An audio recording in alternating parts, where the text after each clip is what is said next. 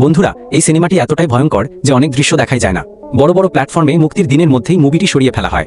মূল সিনেমায় একের পর এক ভয়ঙ্কর দৃশ্য, যা দেখে তুমি অনেক ভয় পাবে। ভীষণ ভয়ঙ্কর। এটা নিশ্চিতভাবে তোমাকে ভয় পাইয়ে দিবে। বেশি কথা না বলে চলো আমরা এই সিনেমাতে কি হয়েছে শুরু করি। যুবতী এক সুন্দরী মেয়ে হঠাৎ করেই বুঝতে পারেন যে তার সারা শরীরে প্রচন্ড চুলকানি হচ্ছে। সে ঠান্ডা পানিতে গোসল করে কিছুটা আরাম পাওয়ার চেষ্টা করেন। প্রায় 3 ঘন্টা ধরে গোসল করার পর সে অবশেষে স্বস্তি অনুভব করেন, যেন শরীরটা একেবারে হালকা হয়ে গেছে। গোসল শেষে মেয়েটি একটি তোয়ালে জড়িয়ে ঘরে ফিরে আবার ঘুমাতে যান। কিন্তু দরজা খোলার চেষ্টা করতেই বুঝতে পারেন বাথরুমের দরজাটি আটকে গেছে। ঠিক তখনই হঠাৎ করে বাড়িতে বিদ্যুৎ চলে যায়, চারপাশ অন্ধকারে ঢেকে যায়। তিনি আতঙ্কিত হয়ে পড়েন এবং বাড়ির মেইন সুইচ চেক করতে যায়। এমন সময় তার মনে হয় দরজার পেছন থেকে কেউ আস্তে করে ঢুকছে। তিনি ভাবেন হয়তো পাশের বাড়ির লোভী লালু কাকা সুযোগ নিয়ে আবার ঢুকে পড়েছে, কারণ এর আগেও সে মাঝে মাঝে অজানা কারণে তার ঘরে ঢুকে তার সাথে গল্প করত। সে ধীরে ধীরে নিজের ঘরের দিকে হাঁটে, কিন্তু চারপাশে কিছুই দেখতে পায় না। পরে সে টেনশনে পড়ে আলমারির দিকে এগিয়ে যায়, ভাবে হয়তো লালু কাকা ভিতরে লুকিয়ে আছে।